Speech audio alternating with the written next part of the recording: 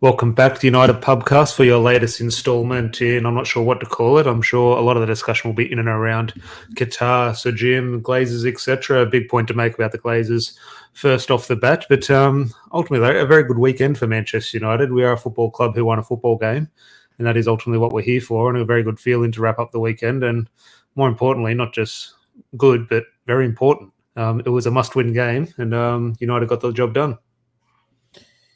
Yeah, they did. Sorry, Tom, you've cut out a little bit. Were you referring to the FA Cup? No, sorry, I didn't know I was breaking up. If I do break out, Larry will have to continue this on solo. But no, just the win against Wolves in terms of must-win match, hugely important. Okay, I didn't know if you were talking about the Women's FA Cup or the Wolves game. God, I was so confused for a moment there. Yeah, United absolutely did get the job done against Wolves. I gotta say, I wasn't the most entertaining game of football. Was I alone I actually in that? thought I can understand entertainment point of view. It probably wasn't, and that comes with Manchester United Wolves. But from a football purist, I actually thought it was quite a good game up until maybe the final thirds and the execution. I thought it was. I enjoyed what I saw. I thought it was. I get what you're saying. I think in terms of like the game was competitive, and I thought it was at a knife edge. Like in terms of the result being on a knife edge, but in terms of the actual the actual entertainment value of the game wasn't there. But the most crucial point is United secured 3 points, and at the end of the day, you can't be happy with. You got to be happy with that. I got to say, we are a bloody wasteful football team because I watched that game and I just thought, with a more clinical striker, you have to think United. Honestly, though, we should have scored. We should have been 3-0 up at halftime. That's what I mean. I thought the performance was good, and if it is 3-0 and then 6-0 at half time, we're having a very different discussion about the performance. But look, winning's winning at the end of the day. Arsenal could take a leaf out of that book because they're not winning at the moment, and unfortunately, that has given the title to Manchester City. I believe they only need 1 win in the remaining 3 games. So, name on the trophy. Manchester City, unfortunately, have won the Premier League for 3 years in a row, equaling Manchester United's record. Obviously, we've done that twice, and we've done that both times. Doing it twice, obviously, have a Champions League in there. So fingers crossed, Madrid can get their act together. But Dion, good to see you in the chat as always. And Antonio, we're gonna crack back on that bet. I'm not entertaining it. Hang on. Well, I'll entertain it then. If anyone isn't aware, Larry made and look, I alluded to it as well. I thought Lisandro Martinez did his Achilles, but Larry went a step even further. Said Larry would shave his head on this stream if Lisandro Martinez's injury wasn't his Achilles, and obviously it came out that it was a broken foot. So, as Antonio alludes to in the live chat, the hair is still there. That you still have time to join me before FA Cup final. Look, Tom. Look, I'll make a few very valid points here. Okay. Firstly, it's getting bloody cold. I need to keep my head warm, all right? And for some of us, while it's an option, I want to keep it, okay? Number 2, who wants to open a YouTube stream and see 2 eggs sitting on the screen talking about football? Do we really want that? Do we want to become the United Eggcast? We don't want that. So I think, I'm doing everyone a favor here. Maybe in the summer. Maybe towards the Australian summer, I'll uphold the commitment. Don't make me do it now. It's cold. Is there any situation in and around the FA Cup final someone scores like a McTominay winner or a Harry Maguire winner or something like that, which could tempt you at Scruffy Murphy's? If Harry Maguire scores a goal in if Harry Maguire scores a goal in the FA Cup final, which end? Huh? Does it matter which goal? No. If he scores an own goal or a goal, I'll shave my head. I'll uphold that. Okay, there we go. So everyone clip that up, and we'll use that against Larry, hopefully in a positive way. Hopefully Maguire's towering the last-minute header at the right end of the pitch. Boxy, good to see Larry would suit the Garnacho here. We'll touch on Garnacho because I think there's an interesting discussion to have around him and sort of the run into the end of the season. But you mentioned at the start when we were discussing Wolves, you said, was I actually discussing the Women's FA Cup final? That is where I do want to start it in regards to this FA Cup final. Now, I watched the match and the women played really well. By far the better team. Chelsea sort of smash and grab. Unfortunately, obviously, a fellow Australian, Sam Kerr, scored the winner for Chelsea. But Manchester United played extremely well. Played well. It was an enjoyable match. They played some very good football. Just didn't, in front of goal, just didn't pull the trigger. Just didn't even there wasn't even a lack of execution. It was just a lack of choice to shoot. It was really disappointing in that final third. But maybe the pressure did get to them. Obviously, huge occasion at Wembley for them. So I'm unfortunate to them. But obviously, a huge sort of step in their progression. Obviously, they do have the league to fight for, which they could potentially still do, and they could win that away at Liverpool, which would be fascinating. So fair play to the women. And if anyone sort of hadn't watched it, go back. I know we did lose the match, but go back and watch it. They did play extremely well. But the discussion in and around here in regards to that Women's FA Cup final was Avram Glazer in the crowd. I just thought that was, look, we are nearing potentially a conclusion or an end game to the Glazers' reign at Old Trafford, obviously. Fingers crossed that is the case, but all roads lead to that at the moment. It does look like that exit is nearing. For him to rock up and make an appearance at Wembley for the Women's FA Cup final after their neglect of the women's program, I just think, obviously he's making an appearance, but was it a subconscious or a physical sort of, was their intent to sort of one last dig at the fans? Because my God, that's what it felt like, because there has been a clear neglect to the women's football department, and to show up like on their showpiece event and sort of stand front and center, I thought it was an insult to the team, in my opinion. I don't like the Glazers as much as anybody, but if they didn't turn up, yeah, I understand they not have been criticized. Like, I think they've turned up simply because it's a Manchester United team in a final, and I think they feel a need to do that. So I understand. Yep, the treatment of the women's team has been poor. Being asked to get changed in standalone, I forget the term. Like, what do you call it? Demountables. Thank you. God, I'm so tired, Tom. You don't understand. If the camera could zoom into my eyes, you would see that they're bloodshot red. I am exhausted, ladies and gentlemen. Anyway, to ask professional footballers to get changed into demountables is embarrassing at any level. But to ask Manchester United players to do it, when you should be the prime example, you should be the epitome of what elite level football should be. It is embarrassing. And so from that side, you have to criticize them, and rightfully so. In saying that, I think if they didn't appear, they'd be accused. If they appear as they've done, they're being accused. So no matter what happens here, they're always going to be on the losing end. Look, you're completely right in that point, but what I would say, and I know you'll agree with, they've put themselves in that position. They've put themselves in a no-win situation, and that's the issue. It's not sort of rocking up or not rocking up on Cup final day. It's the years of damage done before that, which is the real issue. But look, it's just a shame. Like, it should have been a real showpiece event, and we should have been sort of celebrating the football. And look, unfortunately, didn't have the trophy to show for it. But it's been overshadowed. Far bigger issues in regards to the club, and the Glazers have taken centre stage. And I just think in regards to their lack of input into that women's team to show up and sort of steal the limelight, very disappointing in my opinion. It was a real kick in the teeth to those girls. But Tom, good to see you, mate. Hope all is well. Dion with a shout here. They could go in there potentially. You could definitely see them running their own cartoon or something for potentially one of the ugliest families ever. And Tom here on the takeover piece, I get there's human rights concerns over Qatar, but let's be honest, a lot of the noise over this is the Premier League teams are scared of United and Qatar. It's not about human rights. So there is another discussion in around Qatar and Sir Jim, but in regards to the Premier League and ownership, the sort of structure around the sort of football pyramid and money coming into the Premier League, the new TV rights. Obviously, the Premier League will have not an input, but they will have an influence and a say in regards to what they want to see Manchester United do. Now, Manchester United don't have to listen to them. That'll be down to the FA and the UK government. But that is definitely a thing in regards to that. There was a bit of a kickback there, even from Manchester United towards Newcastle when Saudi Arabia coming in. Obviously, no clubs want potential rivals strengthening financially. That is a huge thing. As Sir Jim has even alluded to potentially looking into, well, it's leaks and rumours, so how much is it true, I'm not sure, but into proper TV rights, an exclusive TV deal for Manchester United like they do in Spain with Real Madrid and Barcelona. And I think that is a huge fear for other Premier League clubs, seeing a beast like Manchester United get even stronger financially. So that is a different discussion there, Tom, but we'll maybe touch on that in a little bit later. But Larry, I don't know where to go to next. I've got a few talking points. Adam, good to see you, mate. Down in Tassie for a little bit. Evening, lads. Great to catch a stream. Ben, I hope all is well, mate. It's cold here. I'm assuming it's probably a lot colder there, so keep warm, mate.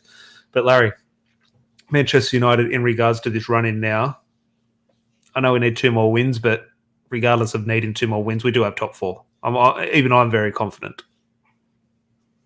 Look, I am confident, but you can't be confident enough that it feels like a sure thing.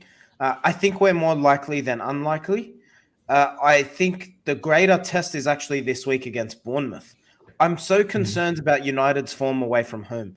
And I don't know if it's the narrative now. I started to wonder, are the players almost buying into the media hype around the away form? Because I felt like until it was spoken about a month ago, it wasn't really an issue. But it's all just kind of snowballed since the Liverpool result, hasn't it? So if we can beat Bournemouth, I think we're there. I think that this is the game that we must win. I don't want to go into the Chelsea game thinking we got to win our final 2 games of the season. Win against Bournemouth. And then that way, if you only have to win against Chelsea or Fulham, I think that puts us in a very good stead. Tom makes a point here. I haven't actually looked at Liverpool fixtures from memory, but the only slight worry is we have a tougher 3 remaining games compared to Liverpool, who have an easier running. I mean, outside of Chelsea, but Chelsea aren't very good. Chelsea's the hard one because you're playing the name or you're playing what's on the pitch. Chelsea's an interesting one when we're weighing up what's a tough game. I think we maybe be in a position in terms of, okay, we're looking at Liverpool and what's behind us. Okay, can we get enough points to keep that gap? What about Newcastle? I don't have ladder in front of me. 1 point behind, or are we equal? We're equal on points, but their goal difference is far superior.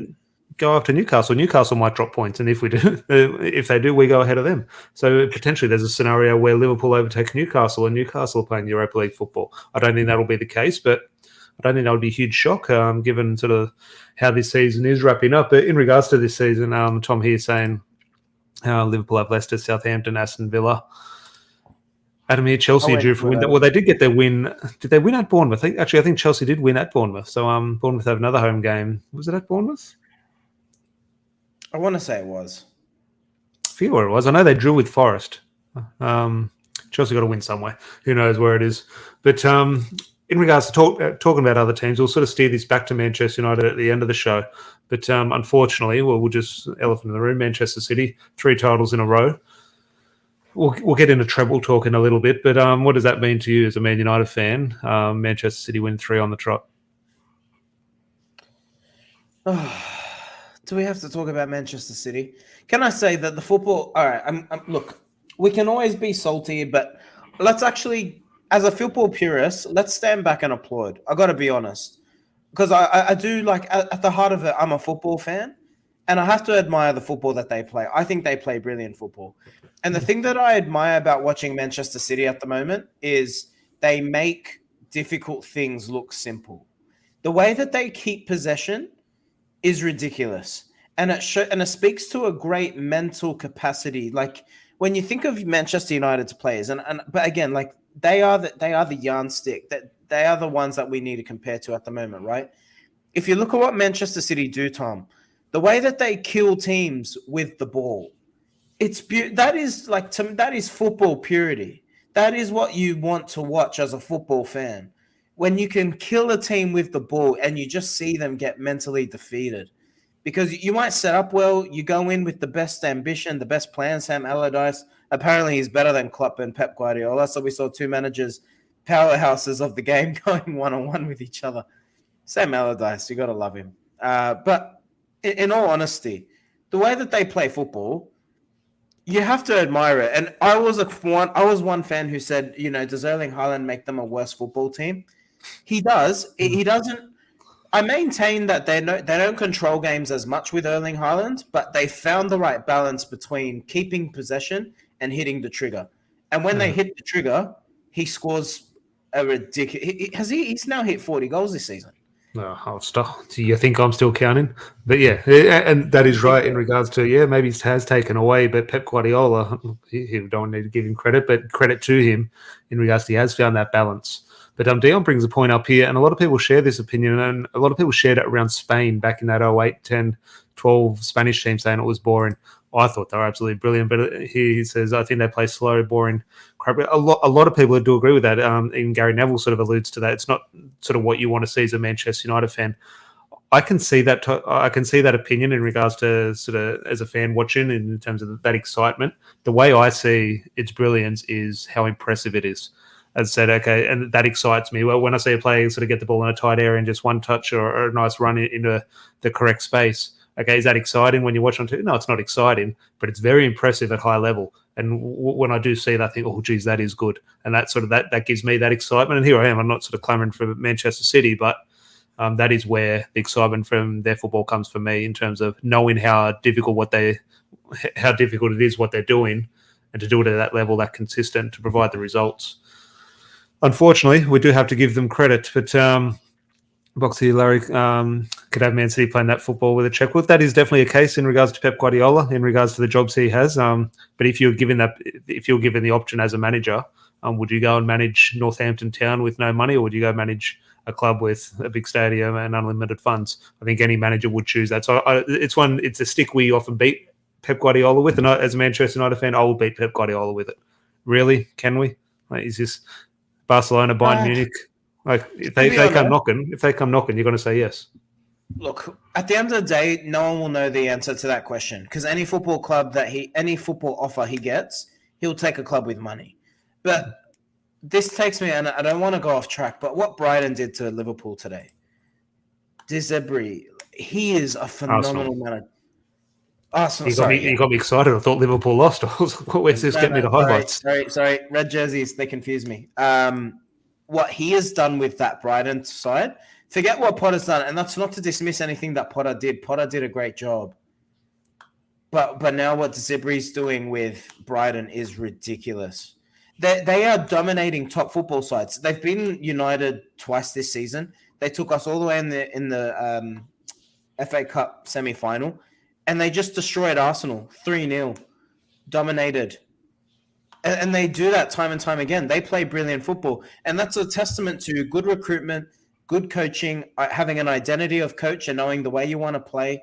Brighton got it right. That is how you run a football club. And you just think, you look at what Manchester United could be, and Manchester United have the resources. Do the resources make it a different job, though? Like they add a curveball which challenges some pros and cons. Absolutely, yeah, that's a very valid point. Brighton can go into the transfer market and demand less money for players because you are paying a Manchester United tax. But what Brighton do well is United don't need to be Brighton. They just need to take elements of what Brighton do and incorporate that into their own business operation. If United can still pay the £100 million for the top signing that you need, but on top of that, you're recruiting your key gems every season or getting one or two players for 5 million, 12 million, 15 million, you've got the structure of a brilliant, sustainable footballing operation. On top of that, United are bringing through great young players. There are players at every level at the moment at United. You can say certain names, and you don't want to name 15-year-olds, but you know a 15-year-old I'm talking about. There are some good gems in the United Youth Academy. So you get those three blends going all at the same time. You'll always be brilliant, and that's what Sir Alex got so well. That's what he nailed for so long. Yeah, no, definitely. Earlier, just in regards to that City discussion we're having earlier, Tom here, Haaland has improved his ball playing, so you can argue he's become more down that with Haaland. I do think he's a bit of a donkey. I do put him in that Darwin Núñez sort of ability-wise, which is crazy when you look at the goals. But I do think he has improved. And again, he's not a world-class. Again, it sounds stupid. He's not a world-class footballer, but I think he has improved. He's a little bit better than what I do give him credit for at the start of the season. Whether that's been an improvement this season, or just I maybe didn't know too much about him in terms of the whole project, the whole package at the start of the season. But look, he's not Sergio Aguero, but other. It definitely has improved. But you take him at United all day long. Like, you don't have to be. Pardon me. Are we going to Solskjaer? Yeah, Solskjaer wasn't a brilliant footballer, but he put. No, I'm saying that the quotes over the last couple of days. Solskjaer said he offered. He went to visit Mulder. Yeah. He offered Solskjaer the footballer, which I still think is relevant. But the thing is, like, striker is the one footballing outfield position. You don't need to have a brilliant first touch. You just need to be all right. But at the end of the day, your job is to score goals. If you actually look at what, like, Lukaku at United had so much more potential than what he actually fulfilled. If you look at what Haaland's doing, similar players, really. But Lukaku just couldn't do it against the bigger sides. But I think you look at what Haaland's done, and again, it's the manager. And this is where you got to say, like, you got to give Pep his credit. Forget the money. He's found a way to play a striker who He's never used that type of striker in his career. Pep. He doesn't like that kind of footballer. He's found a way to make it work. And that is the mark of a good manager. You can take a good player that doesn't fit into the system, you tweak the system, and you make it work. So credit needs to be due. Box saying here, Ruud van Nistelrooy compared to I think Van Nistelrooy was a better footballer, to be fair. I wouldn't compare them at all. I wouldn't look Much goal better scorer wise. Goal scorers wise, actually in regards to goals, okay, yeah, very comparable. Van Of Nistelrooy course, was a good footballer. as a player, well, good football, obviously a better footballer, but very different in regards to Haaland. Okay, I'm standing here. Haaland's going this way. Okay, how can I run this way and towards the goal? Ruud van Nistelrooy had a little bit of everything. Sort of want to ghost in here and sort of was very intelligent. Not to say Haaland isn't, but Ruud van Nistelrooy was up here. Erling Haaland is simply about his his physique. And, can I ask you a question on Haaland? He obviously scores lots and lots of goals at the moment. If Erling Haaland was coming through 15 years ago, do you think he'd have the amount of goals that he's scoring now? Do you think he'd be as lethal? Because I think there is something in saying that the Premier League in particular, but European football, there is a greater emphasis on attack than there was 10 or 15 years ago. Maybe there's a stat that will prove me wrong and say, no, it's completely opposite. I have a feeling now the top teams, Real Madrid, Bayern Munich, Manchester City, I have a feeling they're scoring a lot more goals than what they were 10, 15 years ago. Maybe that's completely wrong. Just my hunch. It seems every second week, one of those teams scoring 6 or 7 goals in a game. And I just think the game has... Now, Erling Haaland might have been top scorer back 10 years ago. I'm not sure. I just think it's set up for the big teams. Not set up. It's the big teams are good enough to score more goals. But I just think if he fell into who was the best team 10 years ago, let's say Manchester United, Robin van Persie, okay, he drops in from Arsenal to Manchester United in that 12-13 season. Robin van Persie was brilliant that season. Couldn't stop scoring. What did he score? 20-something goals? Like, it's a different game now. Haaland scoring 50-something goals. So I don't think, would Erling Haaland have scored 50 goals in that 12-13 team? Look, I don't think so. And that wouldn't be to critique him. I think 20 goals would have been maybe comparable. Van Persie was unbelievable that season. Single-handedly, Michael Carrick, etc., single-handedly won us that title, like Erling Haaland is doing for Manchester City. So different times, different eras. But look, that is enough discussion around Manchester City. I've got to ask you one more question on Haaland. I can't help myself, Tom. He is he's a very interesting topic because I don't think we've ever been faced with someone who scores so many goals against big football sides, yet we say he's not a world-class footballer. So he's a very unique prototype of player. So I will go into this question to you. Ballon d'Or. Yeah. No, he gets that. Football's winning. Football's about winning. Who helps their team win the most? Or when you first got a ball, or when you first kicked a ball, did you try and do a pass, or did you kick it towards the goal? Everyone's first instinct, kick a goal. Okay, that's what you want to do. That's football. You don't have to be good to do it. You just kick it at the goal. That's what we're there for. Like Jamie Carragher said, no one grows up wanting to be the next Gary Neville. No one wants to be a right back. We all want to be a striker because that's what wins games. That's what football is about. So, look, there'd be far better footballers in regards to the Ballon d'Or, in regards to technique and ability. But football is about winning, and to win, you need to score goals, and he does that better than anyone. So who are we to say... maybe that is world class. Maybe we have the wrong view. Like maybe the football community has the wrong view of what world class is. Maybe we're sort of over-egging the ability and intelligence. Maybe we need to sort of forget about that and start looking at physical attributes in the final third. And maybe that's what we should be prioritizing over silky footballers. It's one of those. It's a never-ending debate. And there's no right or wrong answer. Football goes through sort of generations and different eras. But back into a little bit of Manchester City sort of link into this in regards to ADRIEN Rabiot's name is popping back up. Yeah. I was probably, it wasn't this time last year, it was in and around the transfer window, so less than a year ago. I think I was probably the only Manchester United fan I can remember who wasn't completely against ADRIEN Rabiot joining Manchester United. I think he's actually a very good player. Now, I fully was on board with not wanting the baggage that his mother brings in regards to that agent and everything. I'm fully aware of that, and financially you could say, okay, it's not the best signing, we should go look in this direction. I fully understand that and agree with sort of many aspects of that. The footballer, though, I really like. I think he's a very good footballer. I think he's underrated. His name has popped up today, the last couple of hours. Now, I'm not sure where the news has come from, if it's a reliable source or not. But ADRIEN Rabiot, Manchester United's midfield, talk to me. I got to be honest. I'm actually very much in your camp, mate. I I like Rabiot. He's not. He doesn't pass the eye test, but I think we've been down this road with the likes of Michael Carrick before, and I don't think Rabiot. He's obvious. He's not in the level of Michael Carrick in terms of his ball distribution. But I tell you what, if you asked Rabiot to relieve for Casemiro, I think he does a good job, and I think he does a reliable job. I don't think he's your box-to-box midfielder. I don't think he replaces what Sabitzer, for example, as a backup is doing. I think he's different to Eriksen. I think there's an opportunity to use him next to a Casemiro. The only concern I have with this signing is I'm starting to look at United's whole squad, and every midfielder we have outside of McTominay is 28 or older. And I think United need to be very conscious in their recruitment. And again, like, this isn't to be critical of Ten Hag. A manager will always think about winning now. But I think United need to be very careful about the recruitment blend and getting a player who's probably between 22 to 25 rather than getting another 28-year-old. Because Bruno's going to be 29 this year. Casemiro's already 31. Eriksen's turning 31, if I'm not wrong, this year. And who else do we have as midfielders? McTominay's 26, he'll be 27. Fred's 29 already, he'll be 30.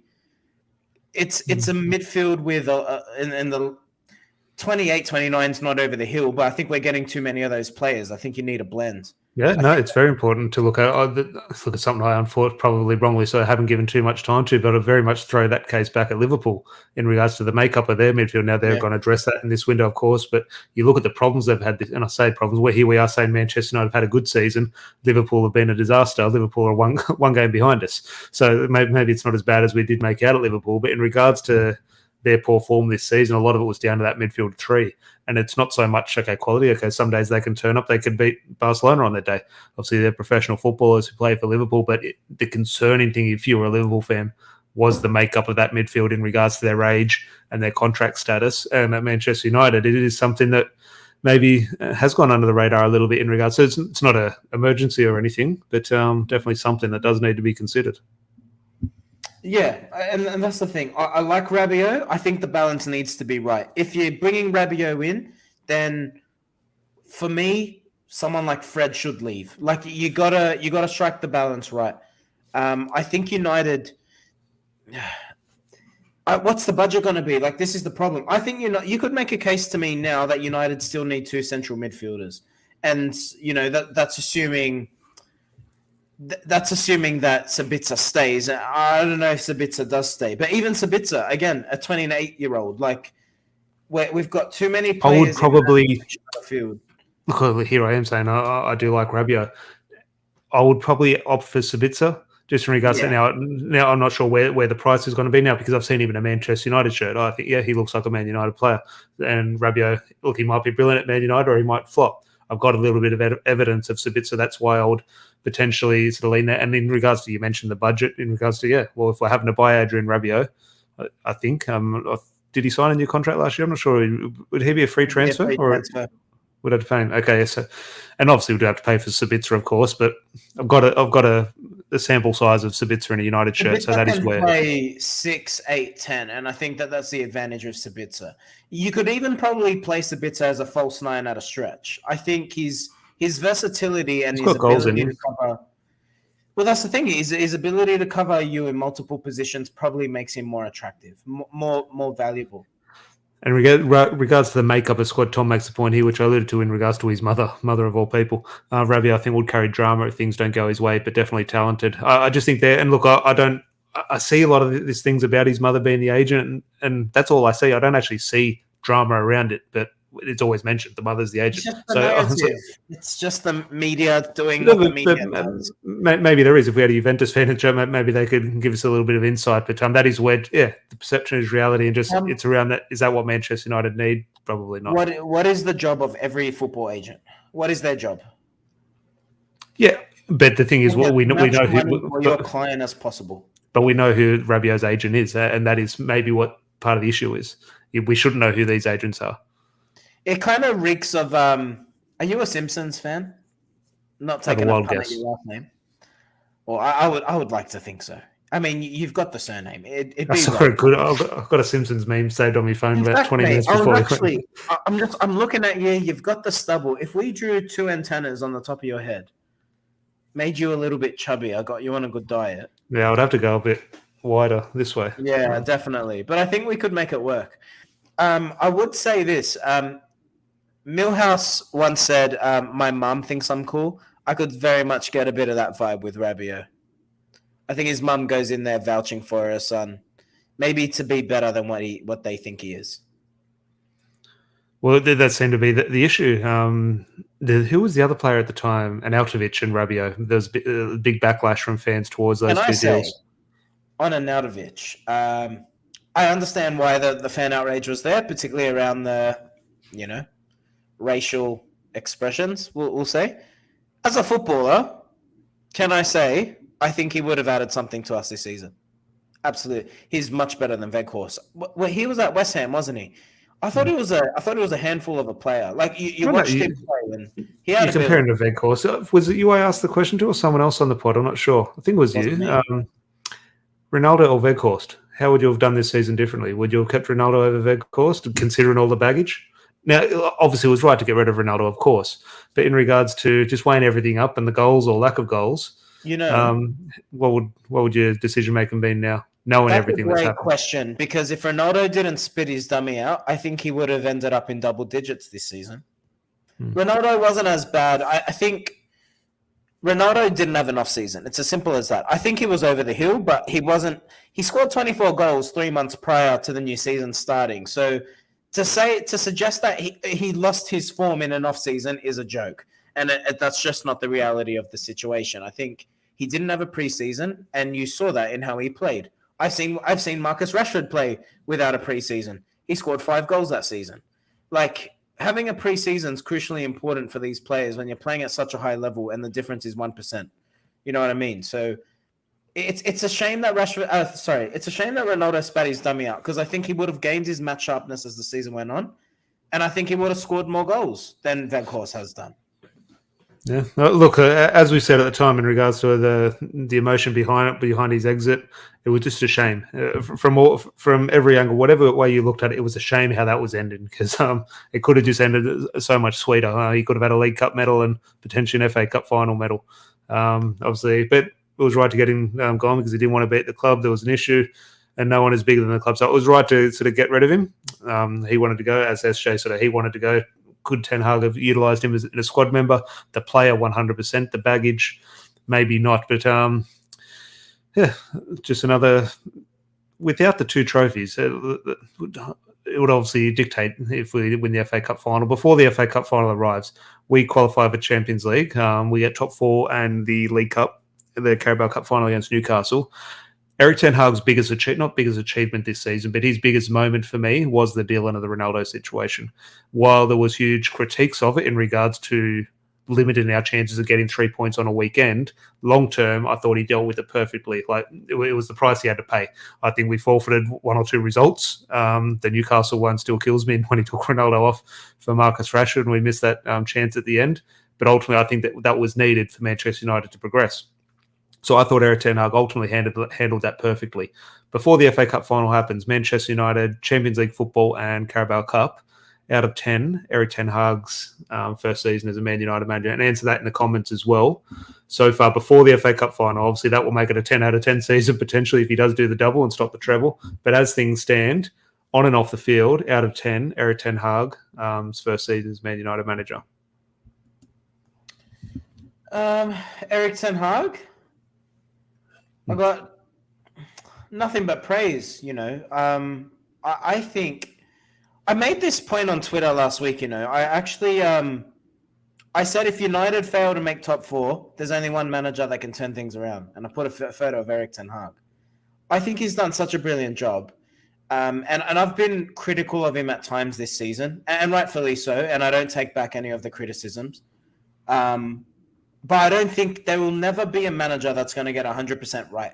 I remember criticizing things that Sir Alex Ferguson was doing, like playing Raphael in midfield away at at home against Blackburn, which we ultimately went on to lose. So, there's been criticism, and Sir Alex Ferguson was brilliant. At the end of the day, you'll never agree with everything a manager does. In the grand scheme of things, Ten Hag has done a phenomenal job.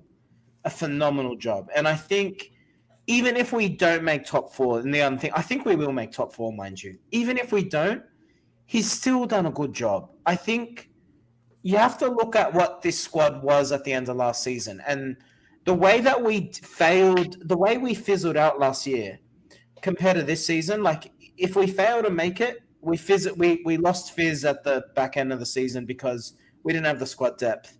We didn't rotate enough. And ultimately that came back to bite us. But if Erik Ten Hag had the depth that Manchester City have, or even if he had the ability to rotate the way Arsenal have been able to rotate, I think he finishes better.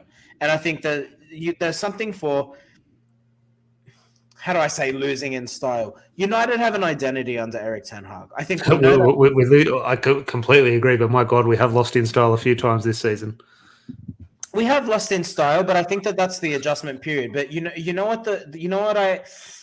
I don't take joy out of losing 7-0, Tom. But you know what the most pleasing aspect about Ten Hag has been this season? Even when we've lost 4-0 or we lost 7-0, that happened because there was a change in system. Ten Hag was trying to implement his identity onto the football team. He wanted to be a side that presses, that systemically sets up defensively, that has press triggers, that sit in a mid-block.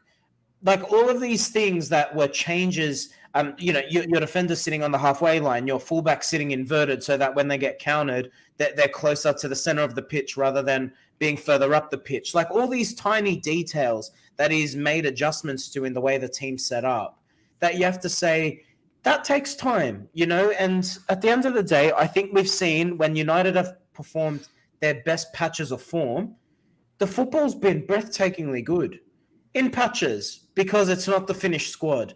But I think we said a couple of weeks ago, if you pulled Fred out of the team and you put Frankie de Jong in the starting 11, you could just see how the football would evolve. Like you can see because of the system, how with the right recruitment, the way that this side plays will evolve. We'll get better.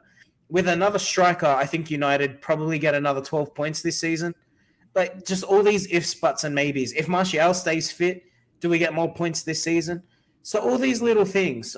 So all things considered, you have to say Ten Hag's done a good job. And I don't think if the unthinkable happens, we don't make top four, I think we found the man for the job. I think we've seen enough that he can turn things around. Just look south, look at London, look at Arteta and what he's done with Arsenal. Look at the way they finished 9th and 8th in consecutive seasons. It's nowhere near that bad. You mentioned Frankie de Jong there. Look, we did no shortage of content around Frankie de Jong this time last year. If Lionel Messi does try and force that move back to Barcelona, I think he can't not go to Saudi Arabia with the money they're offering. But if Barcelona do want him, and how much are they offering? I haven't been following this. 400 million a season. Isn't that double what Ronaldo's on? That's crazy. He has a deal with Saudi Arabia, obviously. So that's where he was in regards to which got him in trouble at PSG. He can't say no to that. But if he does eventuate that move back to Barcelona, they're going to have to obviously sell the whole team, sell the stadium while they're at it. Frankie de Jong, I'm sure that link will start back up with Manchester United. But in regards to the job Erik Ten Hag has done off the pitch, that's where he's won me over in terms of the job he's done off the pitch. He's handling of Ronaldo, he's handling of Harry Maguire. But on the pitch, yes, collectively we are playing good football, and the signs of an Erik Ten Hag / Ajax team are there. But the individuals, I look at the way he's got the best out of Marcus Rashford, whose career was at a crossroads. For me, I didn't want to sell Marcus Rashford, but my God, it was a genuine discussion. If PSG offered a lot of money, I would have considered it. And so for him to get Marcus Rashford to turn it around, I think is absolutely brilliant. But then you look at sort of more recent cases with Victor Lindelof. Hasn't kicked a ball this season, come in, first name on the team sheet now in terms of the way he's playing. And that's down to, obviously, Lindelof takes huge credit, but also in terms of the man management. And I think the prime example is clearly Aaron Wan-Bissaka. Literally was not making matchday squads when fit. Delo gets injured at the World Cup. Aaron Wan-Bissaka comes in, literally hasn't kicked a ball, was training with the reserves almost, and is coming in as our first choice right back and helping us win trophies. And that is down to, obviously, Aaron Wan-Bissaka, of course, but in terms of Erik Ten Hag's management and coaching in regards to the visible improvement in players as well, like a Marcus Rashford, like a Wan-Bissaka. Definitely, yeah. Shaw as well. Shaw's found his feet again as well. But in regards to the ranking Erik ten Hag's first season, a few in the chat, Tom, 9 out of 10. He's defied expectations and is the best manager post Fergie easily, with the promise of expecting a brighter future. Completely agree. 9 out of 10. I'll find it hard to disagree with that. SJ 8 if he makes top 4, 9 if he wins the FA Cup and top 4. Yeah, look, definitely. Not even get top 4 in FA Cup. In my mind, it's stopping the treble. That's the achievement this season, unfortunately. But that is where my thinking is.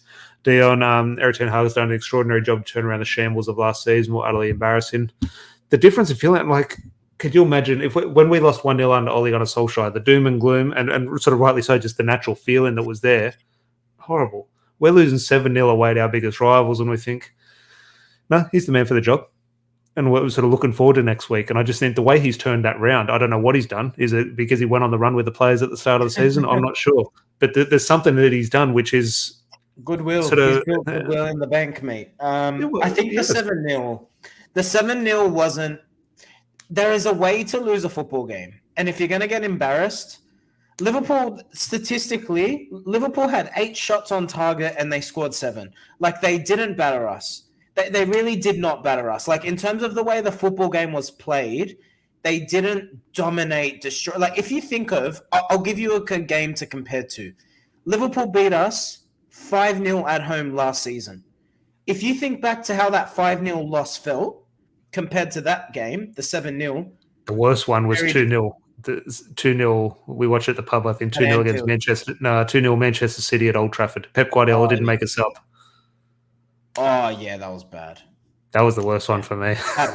Yeah, and Sterling was doing keep-ups in the corner, prick. Now he's finishing 10th with Chelsea. Eat shit, you bastard. But are they as high as 10th? Huh? Are they as high as 10th? Let me check the table. I didn't know they cracked the top 10. But I mean, if they win, let's assume they win one of their remaining 2 games, 3 games, they'll probably finish 10th. Oh, Chelsea. So good. I hope that's Liverpool next season. They're in 11th, and they can't get 10th. They're a long way behind Fulham in 10th. There you go. Well, that's what he gets for doing keep-ups in the corner. Arrogant prick. You know he was a Manchester United fan growing up, apparently. Raheem Sterling. Man United fan, and then has gone to, who's he, QPR, Liverpool City. QPR? Pretty sure he's a QPR. Correct me in the comments if I'm wrong. I'm positive he was at QPR. Is that where Liverpool bought him from? Yeah. Oh, okay. He's a youth player. I don't think he made any senior appearances, but I'm sure he went to. I'm sure he came through at QPR. So he's played for Liverpool, City, and now he's at Chelsea. Yeah. Interesting. Interesting path for a United fan. Watch him wind up at Leeds to end his career. Yeah, but look, it's been a pleasure. We're only supposed to go for half an hour, but a little bit extra. Always good to have everyone on and in the live chat, so plenty of opinions. Go on. You should run through the squad and debate whether to move or stay for each player, mate. There'll be plenty of time for that, my friend. Wait till the off season. We just want to, because we're at the end of the season. Like, Tom and I are football fans, and we've Tom and I have spoken about this before. Just we're very conscious of the type of content we put out, and I think during the season it's important to talk about the football. I think that's paramount as football fans. Like, I enjoy watching them. Like, you can go to other YouTube channels. I'm not trying to, I don't want to get into all of that, but you can go on to other YouTube channels and they're talking about transfers in the middle of March, and I just don't get it. Like, during the season, the football is the purest thing. Like, why are transfers exciting? Transfers are exciting because they improve the football team, and then the football that you watch should be improved because of those transfers. Like, if transfers are being spoken about in the middle of March, I just don't understand, and this probably isn't the channel for you. But, we'll talk about the football. But trust us, in the off-season, we'll run through all of those things. We've done the, squad keep, sell, loan. There'll be plenty of that, mate. Stay tuned. My favourite topic off-season, though, Larry, SJ here, shirt numbers. Garnacho, 7. I was going to do a video on this tonight, but Tom and I agreed to come on. And so keep an eye out. And what that video is going to be about is, does Garnacho have world-class potential? I'm not going to answer that now. I'll save it for the video. So that'll come out this week. But whatever the answer is to that question, that should dictate whether someone gets the number 7 shirt or not. I would lean towards 7 before 11 for other reasons. The letter G and number 11, I don't think mix. I go the other way. I think if you're United, you need to try and give that. I to wouldn't break give the the 11 curse. to an 18-year-old right now. I would probably give the 11 to someone who's a bit older, just so that the lazy comparisons don't get made. If Anthony takes the 11, I think that'd be fine. Yeah. What are we going to do? Just avoid the number 11? So many great players have won the number 11. Well, actually, Harry Kane might have to come in. That would be the perfect save. That would be the perfect save. Yeah. Yeah, nice little bit of PR, like clean image. Who's won the 11 lately? So we've had Mason wore the 11, Martial wore the 11. He was cheating on his missus, wasn't he? And then Ryan Giggs, who slept before with his brother's wife. Yeah, who was before Giggs? That's some trivia for you. Who won the number 11 before? There was no permanent shirt numbers like consistently. They sort of they had like match day squads. Did George Best ever wear the 11? He was at 7. The bit of trivia there is the interesting one. George Best actually wore 11 more than he did 7, but he's obviously well known for wearing the number 7. But in terms of the matches played, he wore the number 11 more times than 7, which is I always find that one a little bit interesting because he does go in as one of our greatest number 7s. But yeah, interesting. Here's one for you, and this ties in a box question. I think Raphael will take the number 4 shirt next season. Oh, Rafael Varane. I thought you said Rafael da Silva. I was like, he's back at right back. No, I think Rafael Varane will take the number 4 shirt back next season. Yeah, I like that. I like that shout, definitely. In regards to 7, arrogant, passionate, so many lesser players have worn the number 7. Look, I wouldn't lose any sleep over Garnacho, given I just been burnt one or too many times before. I did see Antonio Valencia in the crowd at Old Trafford the other day.